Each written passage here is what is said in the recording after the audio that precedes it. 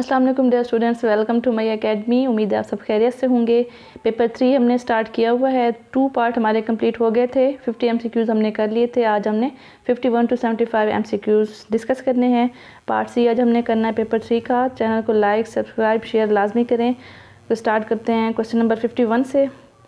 Statement है, a quick efficient way of gathering information from a large number of employees is. कि quick and efficient way है information को इकट्ठा करने का।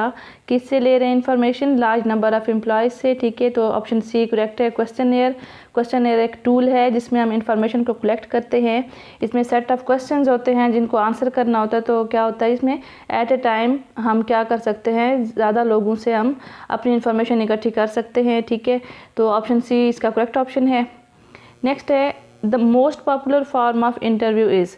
सबसे ज़्यादा मोस्ट पॉपुलर फॉर्म जो है इंटरव्यू की, वो ऑप्शन डी है, अनस्ट्रक्चर्ड इंटरव्यू। अनस्ट्रक्चर्ड इंटरव्यू में ऐसे क्वेश्चंस होते हैं जो पहले से अरेंज किए हुए नहीं होते। ठीक है, प्री अरेंज क्वेश्चंस नहीं होते। ठीक है, ये ऑप्शन डी इसका करेक्ट ऑप्शन है, अनस्ट्रक्चर्ड इंटरव्यू। नेक्स्ट है, according to which of the following interview types one candidate is interviewed by the several representatives of the firm. एक समझ लें पैनल बैठा है, कमेटी बैठी है, तो उसमें एक एक कैंडिडेट को बुलाया जाता है। तो उसमें डिफरेंट लोग बैठे होते हैं, साइकोलॉजिस्ट भी होता है जो आपको, ठीक है, आप उसका फोकस होता है आप पे, किस तरीके से आप बिहेव कर रहे हैं। एक सब्जेक्ट स्पेशलिस्ट होता है और भी मेंबर्स होते हैं। तो उसमें पूरा एक पैनल बैठा होता है। तो इसमें जो ऑप्शन बी है वो करेक्ट है कि पैनल इंटरव्यू। नेक्स्ट है, क्वेश्चन दैट कंसिस्ट ऑफ 2 और more questions join together is called a. एक ऐसा क्वेश्चन जिसमें 2 चीज़ें पूछ ली जाएं इकट्ठे। ठीक है, तो इसको हम कहते हैं double barrel question, option A. Next है, open ended questions provide primarily the dash data. Open ended questions वो क्वेश्चंस होते हैं जिसमें आप येस और नो में रिस्पांस नहीं कर सकते। कोई ख़ास वर्ड यूज़ करके आप रिस्पांस नहीं कर सकते, आंसर नहीं दे सकते। उसके लिए आपको बोलना पड़ता है, सेंटेंस बोलने पड़ते हैं। ठीक है, तो उसमें जो डाटा होता है वो क्या होता है, क्वालिटेटिव होता है। और इसके अलावा जो दूसरी टाइप है वो होता है क्लोज्ड एंडेड क्वेश्चंस। उसमें आप येस और नो से कर सकते हैं। ठीक है, तो ओपन एंडेड क्वेश्चन में क्या होता है, क्वालिटेटिव डाटा होता है और इसमें आप येस और नो से किसी भी क्वेश्चन पे आप आंसर नहीं कर सकते। इसकी एग्जांपल ये होगी कि अगर मैं क्लोज्ड एंडेड की बात करूं तो सिर्फ ये पूछा जाए कि आपने मास्टर किया हुआ है, तो आंसर आगे से आता है येस या फिर नो। ठीक है, तो हमने क्या किया, यहाँ पे एक ख़ास वर्ड येस और नो से हमने आंसर दे दिया। तो ये है क्लोज्ड एंडेड क्वेश्चन। और ओपन एंडेड क्वेश्चन में क्या होता है, इस तरह से एग्जांपल्स होंगी या क्वेश्चंस होंगे कि क्या क्या होना चाहिए इस बारे में, या आप इस चीज़ को कैसे इम्प्रूव कर सकते हैं, आपके ख्याल में ये चीज़ कैसे होनी चाहिए। तो उसमें हम येस और नो से जवाब नहीं देते, हम अपनी कोई ना कोई बात करते हैं। ठीक है, अगले को क्लियर करने के लिए हम कुछ बोलते हैं। तो ये हमारे क्या होते हैं, ओपन एंडेड आंसर्स होते हैं। ठीक है, इसमें जो डाटा होता है क्वालिटेटिव होता है। नेक्स्ट है, a question during an interview such as why do you feel that way. ठीक है, इज़ नोन एज। इसमें ऑप्शन ए करेक्ट है, प्रोब क्वेश्चन। प्रोब क्वेश्चन किसी भी पॉइंट को मज़ीद क्लियर करने के लिए, ठीक है, डीपली उसका आंसर लेने के लिए पूछे जाते हैं। बेसिकली ये पीछे जो मैंने डिस्कस किया ओपन एंडेड, बेसिकली ये ओपन एंडेड क्वेश्चन ही हैं कि आपने क्या करना है, सिंगल जवाब नहीं देना, आपने सिंगल आंसर नहीं करना। तो उसमें एक पॉइंट को, एक ख़ास टास्क को क्लियर करने के लिए आंसर किया जाता है। तो ऑप्शन ए करेक्ट है, प्रोब। नेक्स्ट है, a Likert scale is also known as. Likert scale researcher use करते हैं अपने रिसर्च में। ये यूनिडायमेंशनल स्केल है। ठीक है, इसको ऑप्शन सी कैटेगरिकल स्केल भी कहते हैं। ठीक है, कैटेगरीज होती हैं इसमें। नेक्स्ट है, SPSS is the abbreviation of. Option C statistical package for the social sciences. ये भी हम रिसर्च में यूज़ करते हैं। नेक्स्ट है, in which type of test focus is on information acquired through the informal learning that goes on in life. Option C correct है, aptitude test. ये test क्या करते हैं, प्रिडिक्शन, इसमें प्रिडिक्शन की जाती है। ठीक है, ऑप्शन सी करेक्ट ऑप्शन है। नेक्स्ट है, विच of the following is included in research proposal. Research proposal में ऑप्शन सी लिटरेचर रिव्यू इसका आंसर है। लिटरेचर रिव्यू बेसिकली एक ओवरव्यू होता है कि जो भी आपने ख़ास कोई प्रॉब्लम, कोई टास्क लिया है, तो प्रीवियस, पहले आपसे पहले जो भी उस पर वर्क हो चुका है, जो भी पब्लिश हो चुके हैं आर्टिकल, तो वो सारा उसका ओवरव्यू होता है उस टॉपिक के रिलेटेड, ठीक है। तो रिसर्च प्रपोजल में क्या इंक्लूड होता है, लिटरेचर रिव्यू, ऑप्शन सी। और रिसर्च प्रपोजल हमेशा फ्यूचर टेंस में होता है, ठीक है। रिसर्च प्रपोजल फ्यूचर टेंस में होता है। नेक्स्ट है research report should be in the, कि रिसर्च रिपोर्ट किस टेंस में होनी चाहिए, तो option B past tense. Research report past tense में होती है and research proposal future tense में होता है। रिसर्च रिपोर्ट में हम ये बताते हैं कि पीछे हमने जब रिसर्च की तो हमने कौन कौन से इवेंट यूज़ किए, ठीक है, क्या क्या हमने काम किया, कौन कौन से हमारे एक्शंस थे, वो सारी रिपोर्ट हम बनाते हैं। तो उसमें क्या यूज़ कर रहे हैं, पास्ट टेंस के, हमने पास्ट में ये काम किया है, हमारी रिसर्च इस तरीके से कंप्लीट हुई है, ठीक है। एंड रिसर्च प्रपोजल में क्या होता है, फ्यूचर टेंस यूज़ करते हैं। रिसर्च स्टार्ट करने से पहले हम रिसर्च प्रपोजल बनाते हैं कि हम इस तरीके से हम कौन सी रिसर्च की टाइप यूज़ करेंगे, ठीक है, हम कौन से स्केल यूज़ करेंगे, हम अपनी इन्फॉर्मेशन को कलेक्ट किस तरीके से करेंगे, तो फ्यूचर टेंस में होगा। नेक्स्ट है if a test is consistent in its measurements whenever it is administered the test is called. अब यहाँ पे एक मेन टॉपिक स्टार्ट हो गया है यहाँ पे कि टेस्ट असेसमेंट एंड एवेलुएशन में हम टेस्ट की कैरेक्टरिस्टिक पढ़ते हैं, ठीक है। तो उसमें क्या होता है, 4 कैरेक्टरिस्टिक होती हैं टेस्ट की बेसिकली, जिसमें फर्स्ट नंबर पे है वैलिडिटी, सेकंड पे है रिलायबिलिटी, थर्ड पे है यूजबिलिटी एंड फोर्थ पे है ऑब्जेक्टिविटी। तो इनकी मज़ीद आगे सब टाइप्स हैं। तो यहाँ पे पूछा गया है कि if a test is consistent in its measurements whenever it is administered the test is called, कि जब भी टेस्ट को एडमिनिस्टर किया जाता है या कंडक्ट किया जाता है तो उसके जो मेजरमेंट है, जो उसमें मार्क्स आते हैं, वो कंसिस्टेंट होते हैं, ठीक है। तो ऐसा टेस्ट क्या होगा, ऑप्शन बी रिलायबल टेस्ट होगा। रिलायबिलिटी अगर मैं डिफ़ाइन करूँ तो ये होगी कि जब भी आप टेस्ट को कंडक्ट करते हैं तो जो भी मार्क्स होते हैं उनमें कंसिस्टेंसी होती है, ठीक है, तो वो रिलायबिलिटी होती है। एक और कैरेक्टरिस्टिक है टेस्ट की, वो है वैलिडिटी। वैलिडिटी मीन्स कि जिस चीज़ को आपने मेजर करना था, क्या उसी चीज़ को ही टेस्ट में मेजर किया है, तो वो टेस्ट क्या होगा, वैलिड टेस्ट होगा। यहाँ पे कंसिस्टेंट इन इट्स मेजरमेंट की बात की गई है, ये मेन की पॉइंट है। तो हमारा ऑप्शन क्या होगा, option B a reliable test. Next है when a test reliability is determined by administering it twice to the same group is called.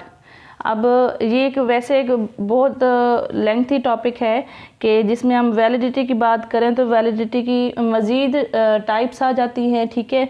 अगर रिलायबिलिटी की बात करें तो उसमें भी मज़ीद सब टाइप्स आ जाती हैं। अब यहाँ पे टेस्ट रीटेस्ट रिलायबिलिटी की बात की गई है, रिलायबिलिटी की ही टाइप है, ठीक है। इसमें क्या होता है कि आपने एक टेस्ट लिया एक ग्रुप से, सेम ग्रुप की बात की गई यहाँ पे, कुछ टाइम के बाद, ठीक है, टाइम गुजरने के बाद आपने वही टेस्ट दोबारा उसी ग्रुप से लिया, ठीक है। एक टेस्ट सेम ग्रुप पे अप्लाई किया कुछ टाइम के बाद, तो पहले भी वही ग्रुप था, बाद में भी वही ग्रुप था, तो ये क्या होगा हमारा टेस्ट रीटेस्ट रिलायबिलिटी। इसमें क्या होता है कि सेम ग्रुप डिफरेंट टाइम, ठीक है, तो उनमें जो स्कोर्स होते हैं उनमें क्या होता है, रिलेशनशिप होना चाहिए, ठीक है। तो हमारे ये क्या होगा, टेस्ट रीटेस्ट रिलायबिलिटी, और ये रिलायबिलिटी की एक टाइप है। नेक्स्ट है split half method is use to measure the dash of a test. Split half method भी रिलायबिलिटी की टाइप है। इसमें क्या होता है कि जितने भी आपके आइटम्स हैं टेस्ट में उनको डिवाइड किया जाता है। स्प्लिट हाफ का मतलब है कि डिवाइड कर दें, ठीक है। स्प्लिट हाफ रिलायबिलिटी में हम क्या करते हैं, जो भी टेस्ट आइटम होते हैं उनको 2 ग्रुप्स में डिवाइड कर देते हैं, इवन और ऑड में, ठीक है। फिर उनके जो स्कोर होते हैं इवन और ऑड नंबर्स के, उनको हम कोरिलेट करते हैं, फिर फार्मूला अप्लाई करते हैं, ठीक है। तो ये हमारा होता है स्प्लिट हाफ मेथड में, ठीक है। तो इसमें क्या होता है, हम इंटरनल कंसिस्टेंसी को फाइंड आउट कर रहे होते हैं, मेजर कर रहे होते हैं। ऑप्शन सी करेक्ट ऑप्शन है। नेक्स्ट है Kudar Richardson method measure the, ये भी रिलायबिलिटी की ही एक टाइप है। इसमें भी हम क्या करते हैं, किसी भी टेस्ट की इंटरनल कंसिस्टेंसी को मेजर कर रहे होते हैं। ऑप्शन सी करेक्ट है, internal consistency of a test.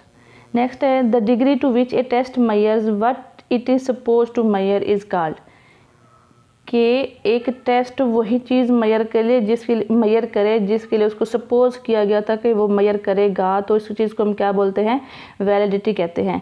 इसकी एग्जांपल ये होगी कि आपने आपने कोई बेसिक क्रिएटिव स्किल्स चेक करने हैं बच्चों के, ठीक है, तो आपने उसमें क्या किया, उससे हट के आपने और तरह के क्वेश्चन डाल दिए टेस्ट में, ठीक है, तो क्या होगा, वैलिड नहीं होगा। कि जो चीज़ पूछी जानी थी वो पूछी नहीं है तो उससे हट के क्वेश्चन दे दिए हैं, तो ये टेस्ट क्या होता है, वैलिड नहीं होता, ठीक है।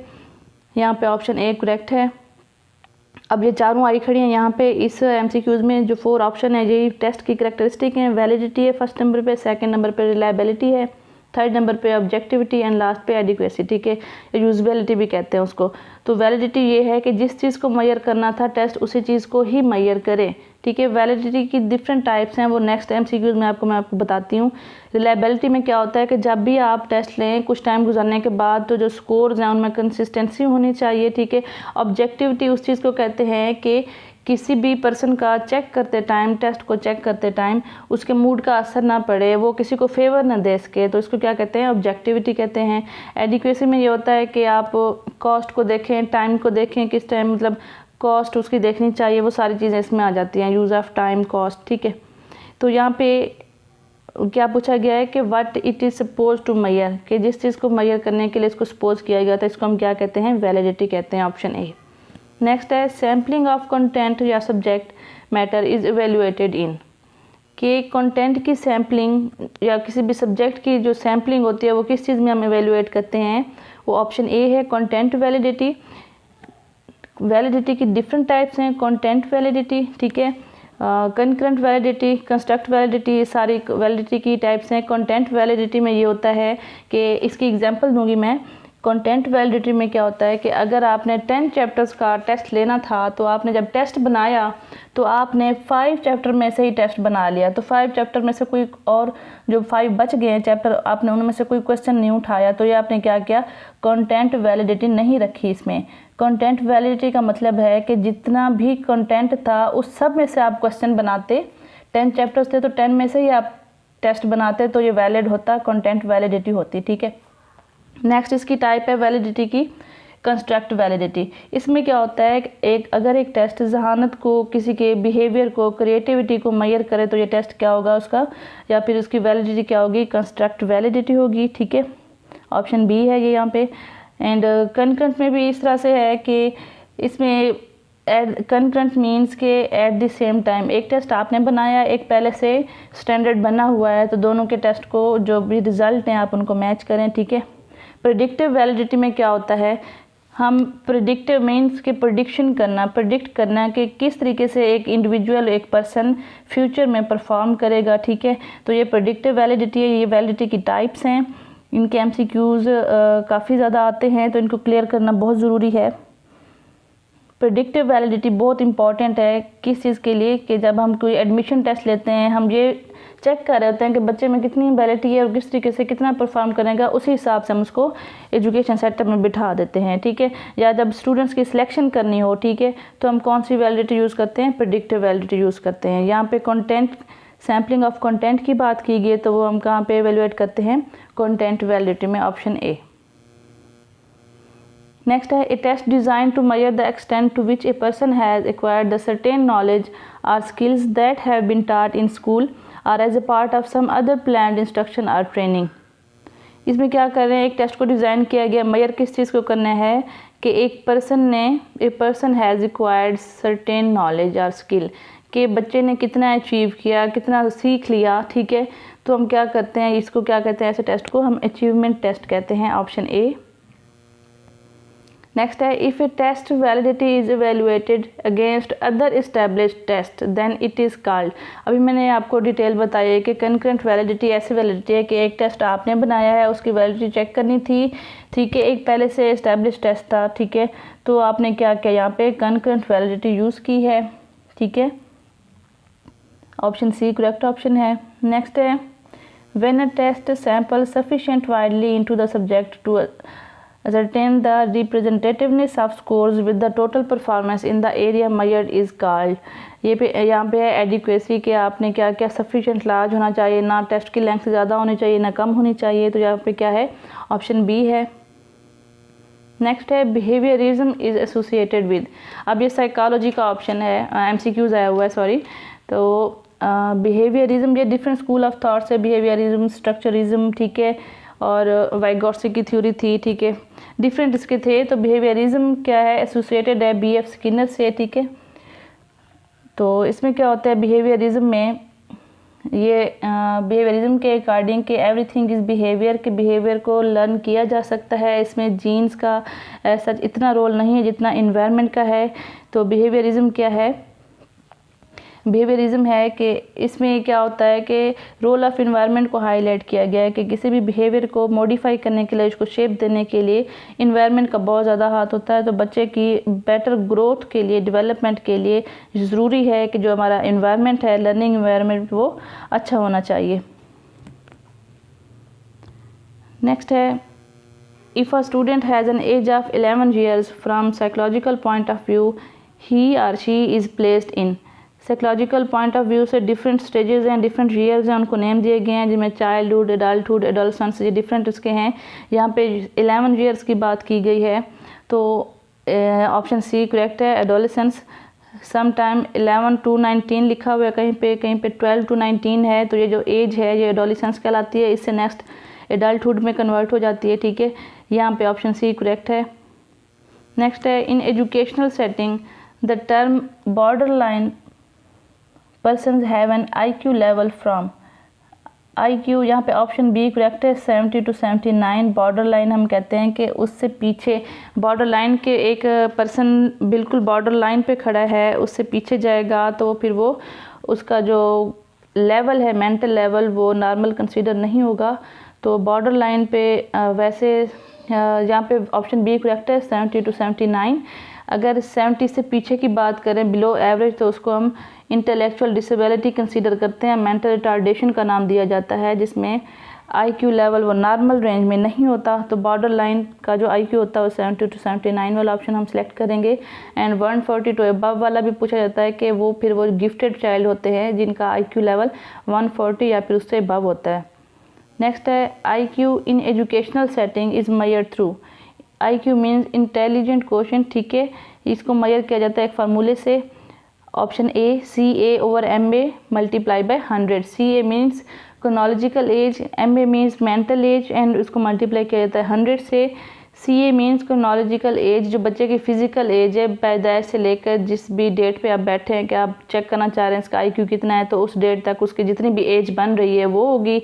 मेंटल एज है नीचे, ठीक है, उसको मल्टीप्लाई करना है हमने 100 से। नेक्स्ट है, the first emotional expression to appear in the infant is.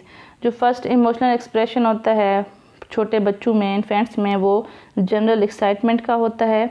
Option C correct option है। इंशाल्लाह नेक्स्ट वीडियो में लास्ट इसका हम पार्ट करेंगे। आई होप कि आप सबको समझ आ गई होगी। ओके, टेक केयर, अल्लाह हाफिज़।